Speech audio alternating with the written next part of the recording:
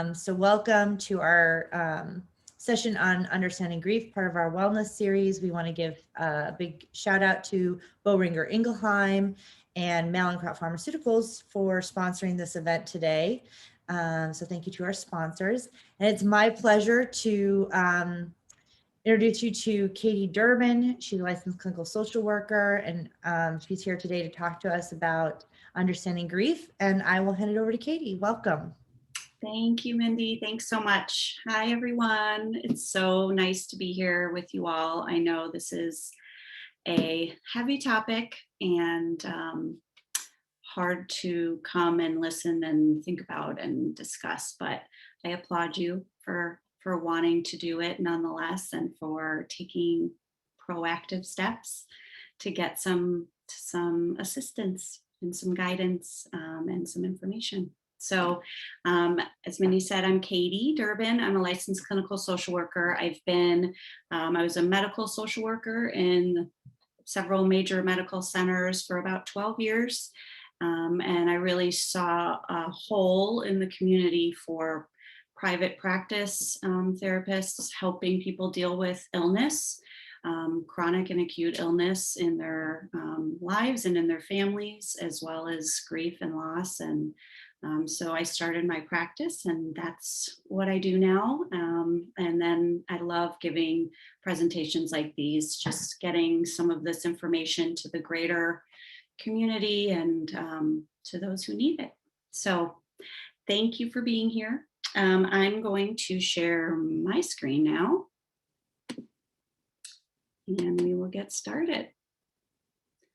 All right, so understanding the grief process, even though understanding it is a very daunting task, pretty complicated, but we're going to just do our best to get some more information. Okay, so what we'll cover: what is grief, types of grief, identifying grief, the process of grief, and then some tools and strategies for managing. And then at the end, I'm going to go through a grief meditation that I think is really beautiful and lovely, and you can return to whenever you want or need. And if you want to kind of hop off before then, totally fine, but feel free to stay and enjoy. And then I will have time for Q&As at the end. And if you have questions or thoughts and you don't kind of want to wait, you don't want to forget, feel free to put stuff in the chat box, and then I'll kind of circle back to those, okay?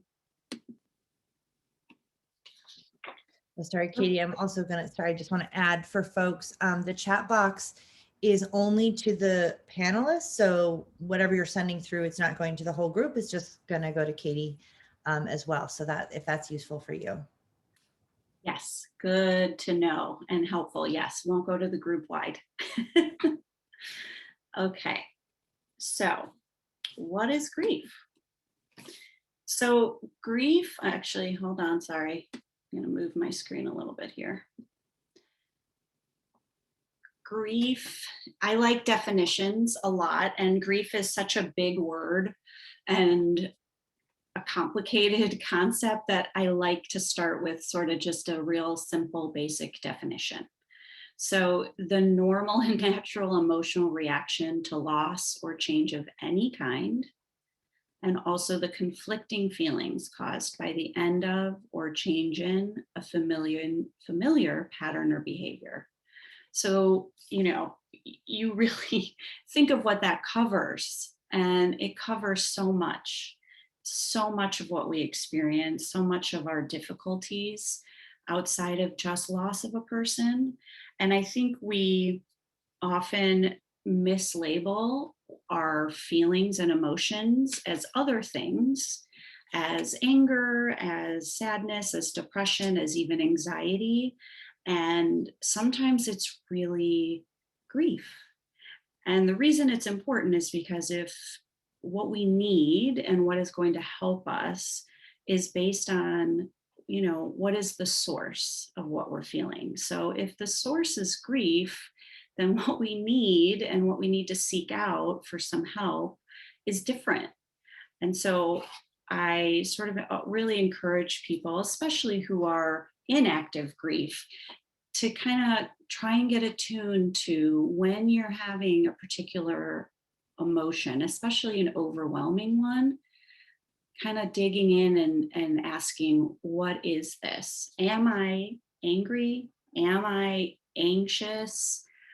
Or is this really grief at the core? And if it is, then that can help us take the next steps, which we'll talk about. So obviously lots of types of loss, death and dying, and that's family, friends, coworkers, pets. It can also be public figures, and then in this time of COVID, there is death and dying all around us, even if it's not people we know, or it's people friends of friends or coworkers of friends. It's really all around us. And I think that's a really hard thing that we're all dealing with right now. We also have relationship changes, divorce and breakups, shifts in roles. There's a lot of grief in caregiving as well. If you're a husband and wife and now one of you is a caregiver, your roles have shifted and changed, and you may feel a loss of your partner in your equal partner, maybe, if now you're really taking on a caregiving role. Chronic or acute illness, of course, all kinds of chronic and acute illness bring with many types of losses. Loss in ability, loss in what you thought was going to be are kind of two of the big ones. Career changes, and that's another one happening a lot right now and the past 18 months during COVID, right? Job changes, going virtual, not seeing coworkers, being laid off. All of these things are losses and result in grief. Loss of home or community, fires, natural disasters, financially. This is also happening with COVID. So on top of what we regularly experience with all these types of losses, we just have that added layer right now of COVID. And I think that we really need to be talking about that, because it's a lot. It is a lot of loss and grief all at once. So there's just many, many reactions to grief and loss, and they're really highly unique, individual, and personal. And so there is no one size fits all. And, all our culture is unfortunately not great at understanding grief and being sympathetic to grief. And especially when it comes to a loss, a death loss. The average is a 3-day bereavement from work. What that says is you should be ready to come back and fully function after 3 days. And that's just not even close to reality. And many of my clients talk about the feeling of, this sense, nobody says it, but this feeling that they should be over it and that they should move on after it's been, 3 months, 6 months. And again, that's just not how it works. Grief is a long, ongoing process, and everybody does it differently. And so, again, I just really encourage everybody to remember that and take that to heart. And when you're feeling somebody maybe giving you the idea that you should be over it, just remembering that it's your experience and that's all that matters. So I think it's helpful to identify just sort of common grief reactions. So, because there's a lot of them. And again, we as a culture, we're just not very good at identifying grief and all of the things that happen when you are in active grief. So, excuse me, mood changes, all the mood changes that I'm sure that come up right away, the sadness, numbness, anger, fear, relief, worry, frustration, all of these are very common and very normal in grief, and not just in the first days and weeks, but can be ongoing, and kind of coming in those waves. Loss of energy or increased energy, both, depending on your personality. Some people feel the loss, and some people get this increased energy. And the increased one can sometimes be missed as a symptom of grief because, you're productive and you're getting things done. But at what pace and to what end is that happening? And is that actually what you need to be doing? Is that serving you? Or is that, kind of an avoidant technique that sometimes we get into? Sleep changes, very common. Sleeping too much, not sleeping enough, not being able to sleep, waking in the middle of the night. Appetite changes, same, eating too much or not wanting to eat at all, both very common. Social isolation or neediness. It's very common to not want to be with anyone, not want to see anyone, or to feel like you need to see people and be with people at all times, and everything in between. Withdrawal from activities you enjoy. So, this is also very common. I hear a lot, my mom and I, or my husband and I, or my son and I, we used to do this or that activity together. And so now I just can't do it now that they're not here anymore. Or now that they can't do it, I can't do it. If it's from illness or some kind of physical limitation that's new, there's often a withdrawal from activities. Increase in substance use or other numbing techniques. Numbing it can be scrolling on your phone or binging Netflix or work or all sorts of things that we use to kind of numb the pain. And in small doses, numbing is okay, but obviously when it becomes excessive, that's where it really needs to be addressed. And then loss of meaning and purpose and hope. It can create the ultimate existential crisis. Why did this happen? Why me? Why us? What am I supposed to do now? What is it going to be like now?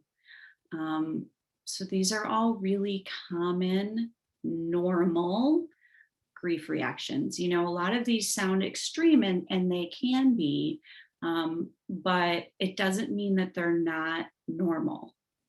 And I think that's a big misconception, is that if you're experiencing some of these, or someone you love is experiencing some of these, like, oh my gosh, something's wrong, we need to fix this. And really it's just grief, and you need just support, and somebody to kind of walk along with you. Okay, so we're going to talk a little bit about the grief process. There's lots of different theories on this, as I'm sure some of you know. And we're just going to talk about a couple of kind of the most popular, I guess, most common. So there's the stage-oriented approach to grief. Everybody kind of knows the Kubler-Ross 5 stages: denial, bargaining, anger, grief, acceptance. This came in 1969, and although it is still popular and in some ways relevant, a lot of this actually has been sort of dismissed as not really how the grief process works. You may be experiencing some of those stages, but you may not experience all of them, and you definitely don't experience them in that order, or most people don't. A more sort of modern or recent theory is this one on the right. And this is sort of, they talk about these stages and the acceptance of reality, letting yourself feel the pain, remembering the loss, developing a new self identity, search for meaning, and letting others help you. And again, these are not in any particular order necessarily. They don't have to be done in order. Um, but I think it's a little bit more of a fluid and flexible idea of grief. Um, and, there's also no timeline.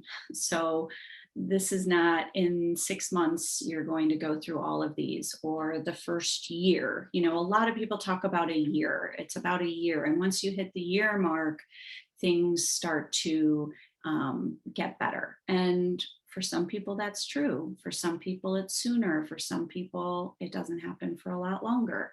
Um, I think having a framework, and some frameworks like these can be helpful guideposts to kind of check in and see where you're at in the process, but not to get real hung up on, oh, I haven't remembered the loss. I need to go back and get to that stage and work my way through it. People can get real focused on that stuff, and that's not really what these are about. So some other approaches, meaning making.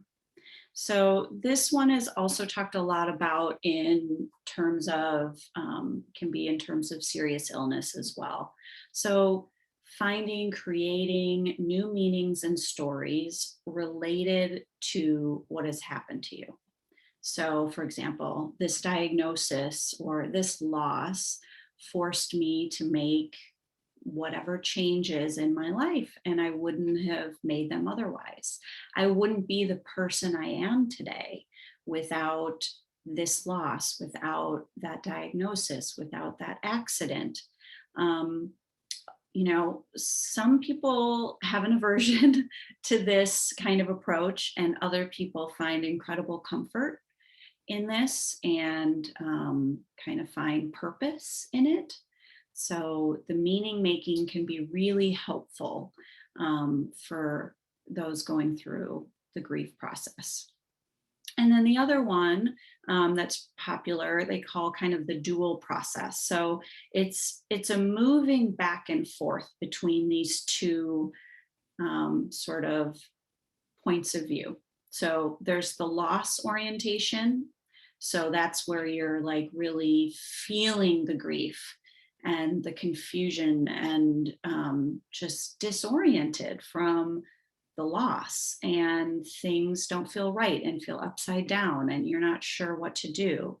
And then the restoration kind of circle over here, which is you're gradually learning to adapt, and it's starting to feel okay, or you feel okay for the day or the moment or the afternoon. And so this one I talk a lot about with my clients. I think this one makes a lot of sense and speaks a lot to many people's grief experience and process. It's sort of this constant shifting back and forth. Similar to, I'm sure you've heard a lot about sort of the waves of grief. You can be feeling okay and doing okay, and then you just kind of get hit, whether it's a smell or a song or something just reminds you. Sometimes you don't even know what it is, and you're just in tears or having this emotional response and reaction. They kind of come and go. And so it's sort of a similar concept to that. Is you're kind of feeling really lost and disoriented, and then also starting to adapt and starting to feel okay. And you go back and forth. And in the beginning, you're going back and forth a lot. And as time goes on, you start spending a lot more time over in the restoration kind of process and only going back over to that disorientation here and there. So back and forth, kind of like the ups and downs.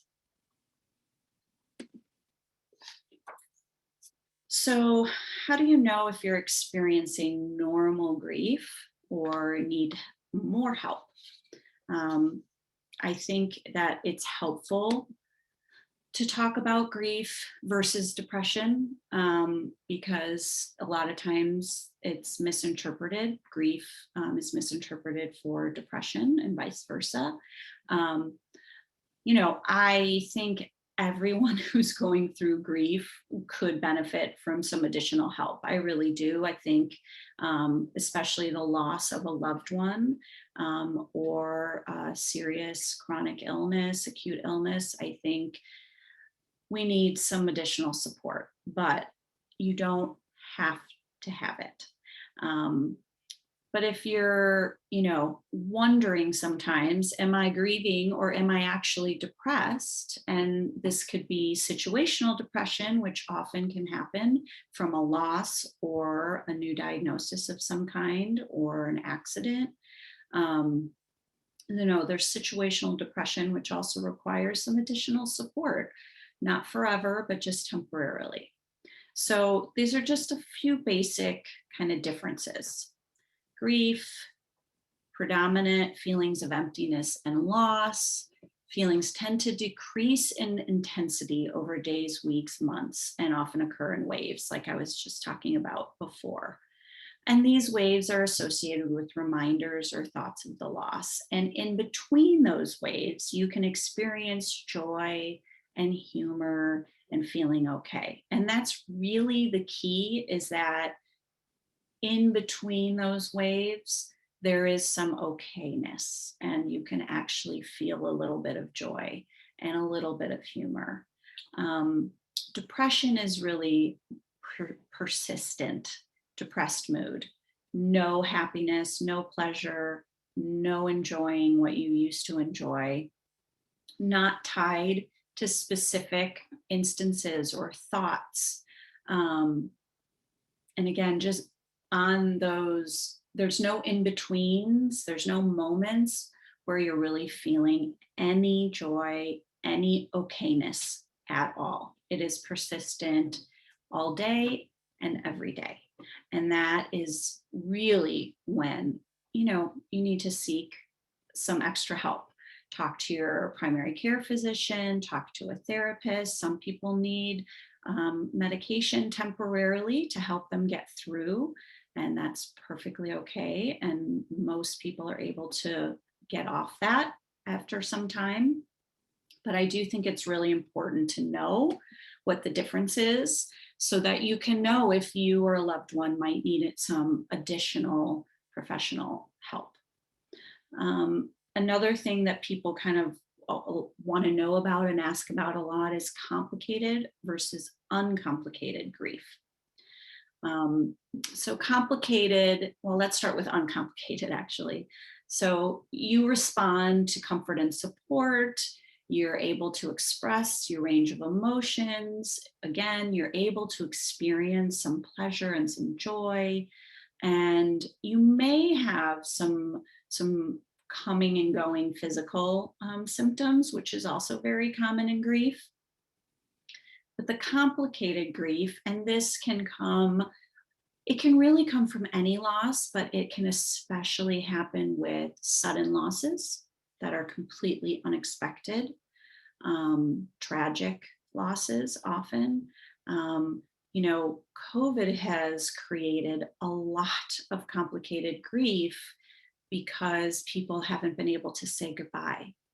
People have been dying alone in the hospital, and their loved ones haven't been able to be there and be with them and comfort them. And that creates a lot of complicated grief. So it's intense sorrow and pain and a preoccupation with the loss. I have some clients that just really cannot, are really having a hard time getting over their loved one dying alone in a hospital, that they couldn't be there. They just can't get over that fact. And so that's, some of what we're working on in sessions. a disbelief or complete numbness over the loss. Some numbness is typical, but if it's sort of a constant disbelief or numbness, that is usually a complicated situation. And then, or an excessive avoidance, unwilling to talk about it, acknowledge it, anything related to it. That's usually a sign that there's some complicated grief. And again, complicated just means some extra support, some professional support, seeing a therapist, counselor, going to some support groups maybe would be really beneficial and helpful. And maybe just a little additional support from the people around them that are there to help. Okay, tools and strategies. I'm actually going to pause real quick and I'm going to check the chat and just see. Okay, nothing in the chat. No problem. So I'm going to keep going then. Just remember, if you do have any questions or thoughts or comments you want to throw in the chat, just go ahead and we'll get to those either the next time I stop or at the end. All right. So back to it. So tools and strategies. So there's no right way, again, no wrong way. These are just some ideas, some things that are really helpful, that can be, things that you can fall back on, things that you can try. I really encourage people to do some trial and error when it comes to figuring out what is helpful for you and what you need when you're dealing with grief. If it's your, first time going through, especially a big loss, nobody teaches you what to do or what's going to help you or what's going to not help you. So it really does take some trial and error. So first, I'll just go through these. And again, not what works for one doesn't work for another. So you got to take that with a grain of salt as well. So first of all, take losses seriously. All losses. It's obvious that death and illness are taken seriously, but we talked about a lot of other types of losses, and I really implore people to take all of them seriously because they all have a huge impact. And it's just, another reason COVID is kind of causing havoc, I think, emotionally on a lot of people, is the amount of loss in all different realms of people's lives. And so we need to take it seriously and talk about it. Take the time to feel. This sounds easy and simple, but as we know, feeling can be really hard and really uncomfortable, mostly uncomfortable. And so we don't want to do it. And so we do anything we can to not feel. But as the saying goes, you have to feel it to heal it. I like that mantra and try and remind people of it often. So, our feelings are signaling that something isn't right and that we aren't understanding or processing something. So we need to pay attention and we need to figure out what's going on so that we can heal it and take care of ourselves. Healthy ways to relieve stress. I'm sure all of you have ways that you use to relieve stress. Sometimes those continue to be great things when you're in a state of grief. Sometimes they stop working and you need to find new ways. So just making sure that you have a couple in your kind of tool belt to relieve stress. Making sense of your loss. This is a big one and also a really hard one, but trying to figure out a way to make sense of what has happened. We are, as humans, we like story and narrative, and we want a story for everything. We want to make sense of it. So it is important to help each other and ourselves make sense, especially of significant losses. Letting go of the need to control. Oh boy, if only this one was easy. Um, if COVID has taught us anything, it's that we have very little control. And so the more we can release to that and not resist it, the better off we are. And this is, I know, much easier said than done. Allowing yourself to change. Another hard one, but really important. Loss changes us. It really does. And resisting that change in yourself can lead to a whole lot of distress and heartache. And so, really trying to be open and allow for change in your life, or allowing for change in the loved ones in your life. If somebody you love is grieving, um, not expecting them to stay the same, and giving them space to change and being there right with them, supporting them while they change. Boundaries. This is a huge one. I mean, in life in general, boundaries are key. But saying yes or saying no, depending on what you need, especially when grief is new, it's really hard to know what you need and what you want day to day. So I always encourage people to have, a few go-to lines. As people ask you to do things, that sounds really nice. I would love to be there, but I'm just not sure I'll be able to make it. I'll have to let you know. Creating space so that you don't have to commit or not commit to things based on how you're feeling, because you just don't know how you're going to feel. And especially social obligations, there gets to be a lot of social anxiety about social obligations, especially when you're grieving and newly grieving a significant loss, or when there's illness involved and you're not feeling well. And yet social interaction and connection is so, so, so important and so helpful. And so you don't want to cut yourself off completely, but you also don't really feel up for doing everything and probably at the level that you were before. So just figuring out ways to tell people, I'm so glad you asked. Thank you so much for asking. I'm just going to have to let you know and see how I'm feeling that day. Finding those little statements that you can kind of pull out at any time so that you don't have to commit in the moment and say yes or no to things is really, really important and helpful in life in general. Okay, so more tools and strategies. Seeking social support, as I was just saying, so helpful, so important. It's really easy to isolate, and it's tempting to isolate. But I think we all have probably had experiences where we have isolated and then you just realize that it is usually not what we need and not good for us. So, wherever you feel comfortable with whoever you feel comfortable, it doesn't need to be a lot of people. It could be one or two people that you're getting support and social connection from. That's fine.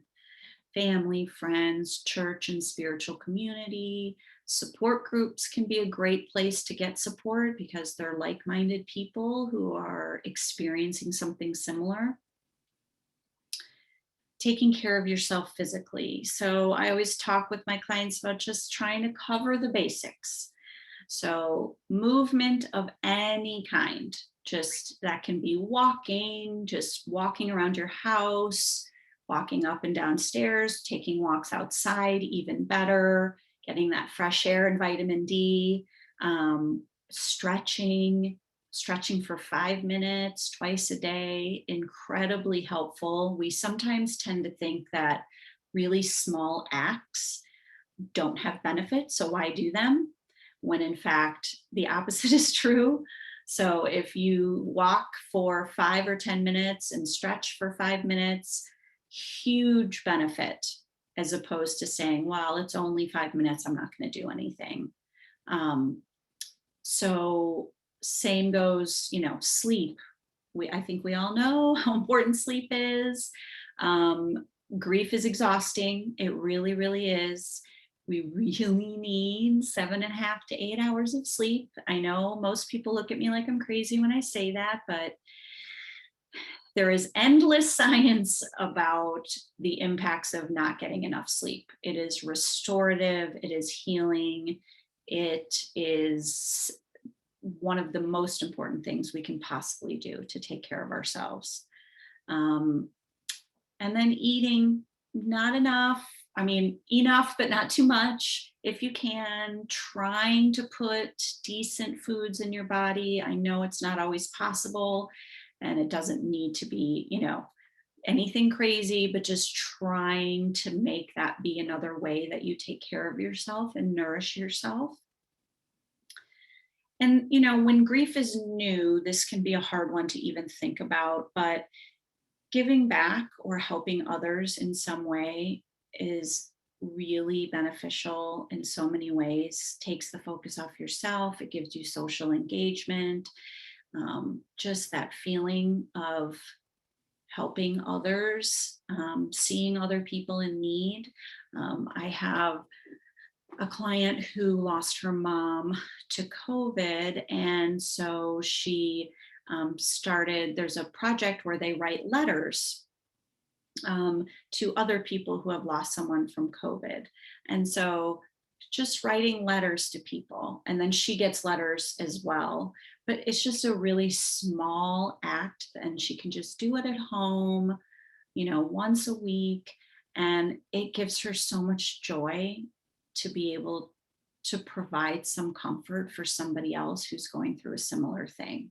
And that's just a really small way and a small example, but something I think often gets missed when we're kind of trying to figure out ways to help ourselves out of some dark times.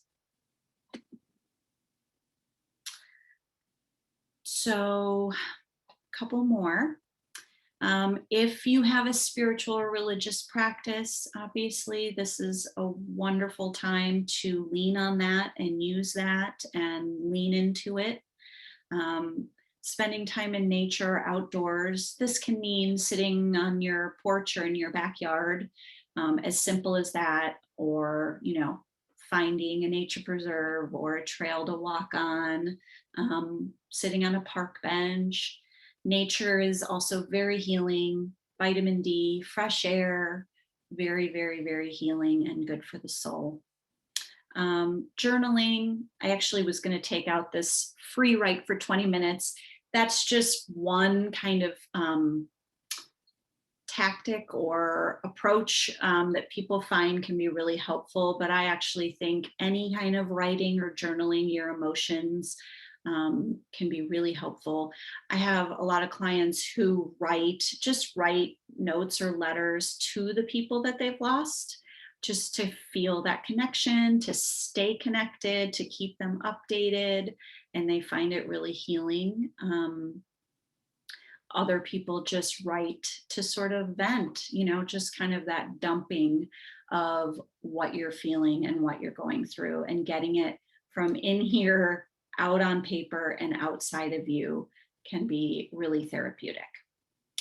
Mindfulness and meditation, another, really great tool.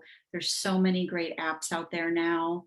And this is another one of those, you don't have to do it for 20 minutes, 5 minutes a day in the morning or before bed as you fall asleep or before you even get out of bed. Put on an app, listen to a 5-minute meditation, can be really, really soothing and calming, help you kind of get quiet with your thoughts. And then obviously talking with a therapist is another tool that can be helpful for some. Obviously not necessary for everybody or needed for everybody, but can be really beneficial. And there's just no right way. There is no right way to grieve. So trial and error, figuring out what works for you. Um, you try something and it doesn't work, you move on to the next thing. And once you have a few core things, then those are your go-tos and those are your fallbacks.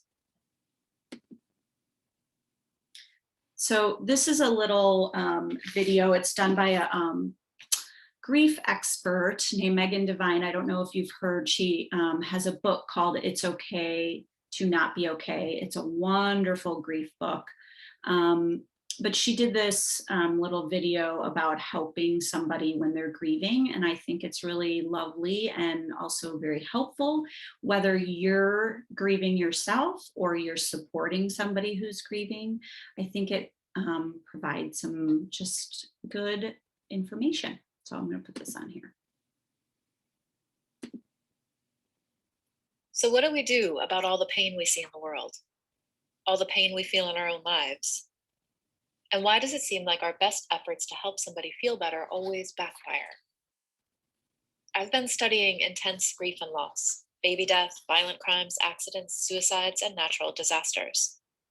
And I've learned something really interesting.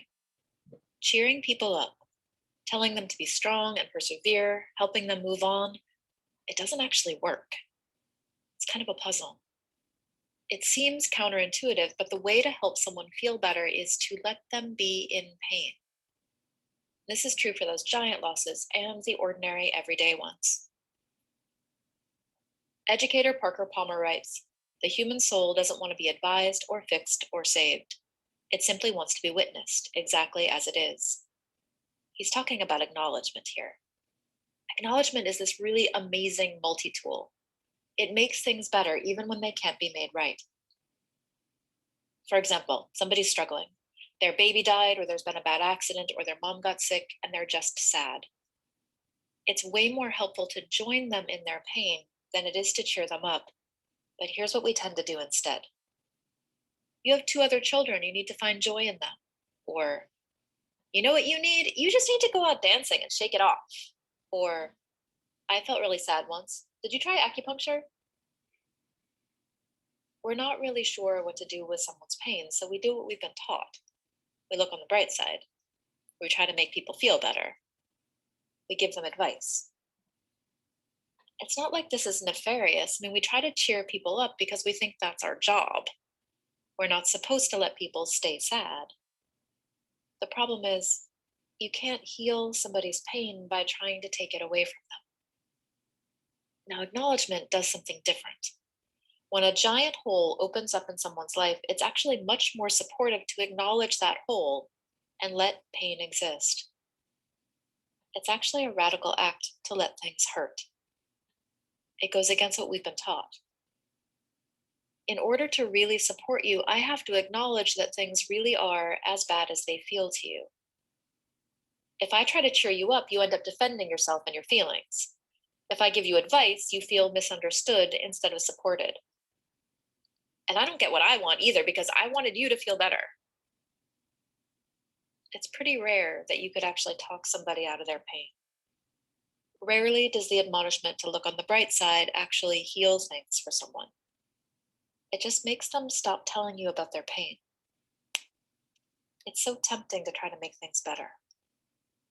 When somebody shares something painful, it's much more helpful to say, "I'm sorry that's happening.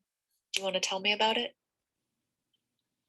To be able to say, "This hurts," without being talked out of it, that's what helps. Being heard helps. It seems too simple to be of use, but acknowledgement can be the best medicine we have. It makes things better, even when they can't be made right.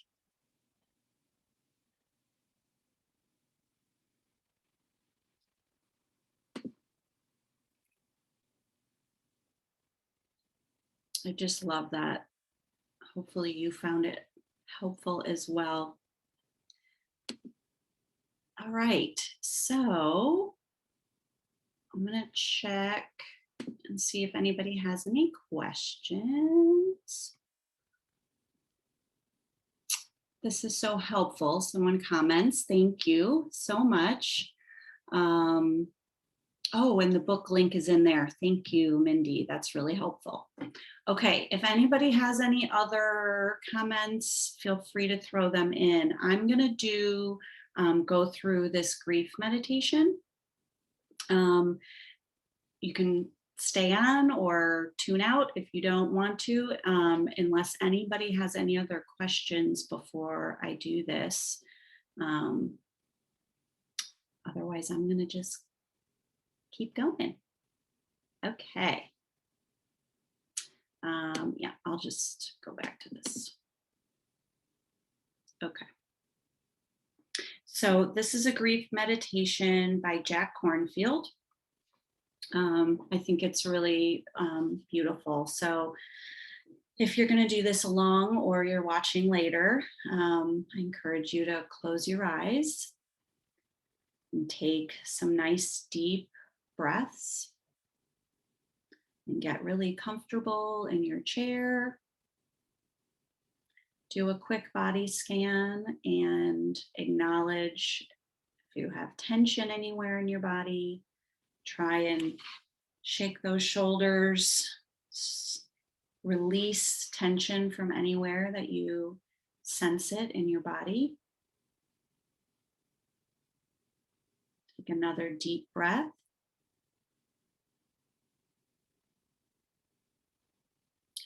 Grief is one of the heart's natural responses to loss.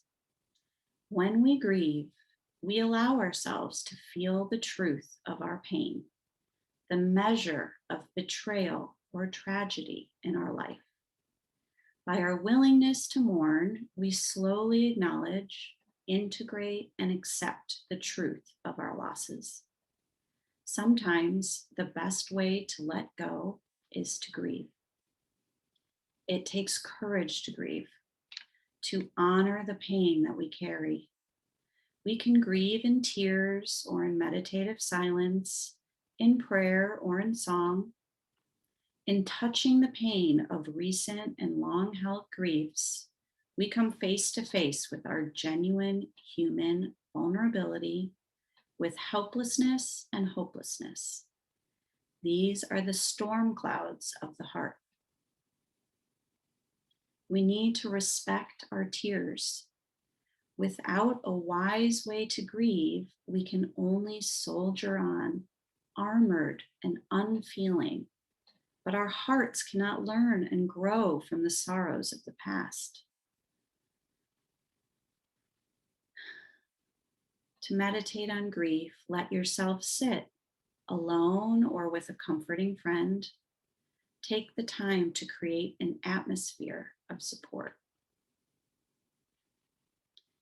If you feel like it, take one hand and hold it gently on your heart now, as if you were holding a vulnerable human being. As you continue to breathe, bring to mind the loss or pain that you are grieving. Let the story, the images, the feelings come naturally. Hold them gently. Take your time. Let the feelings come layer by layer, a little at a time. Keep breathing softly, compassionately. Let whatever feelings are there, pain and tears, anger and love, fear and sorrow, come as they will. Touch them gently. Let them unravel out of your body and mind. Make space for any images that arise. Allow the whole story. Breathe and hold it all with tenderness and compassion, kindness for it all, for you and for others. The grief we carry is part of the grief of the world. Hold it gently. Let it be honored. You do not have to keep it anymore.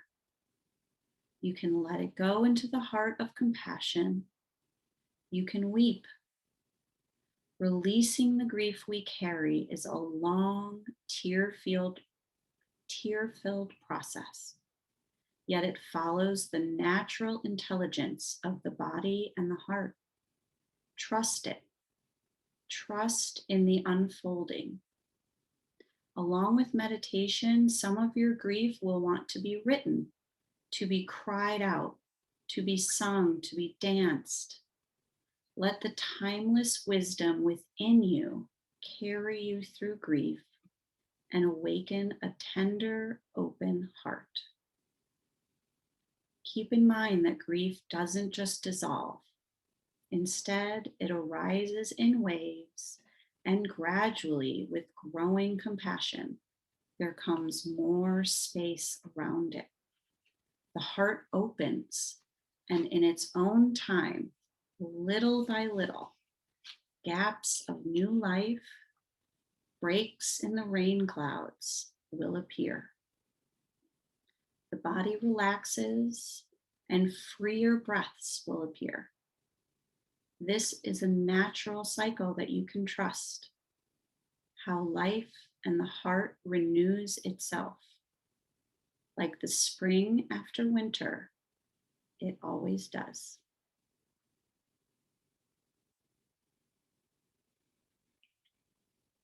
You can take another deep breath in and out.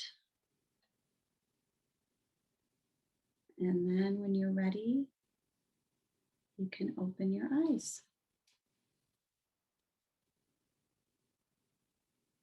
I hope that was enjoyable to anyone who did it or who watches it later.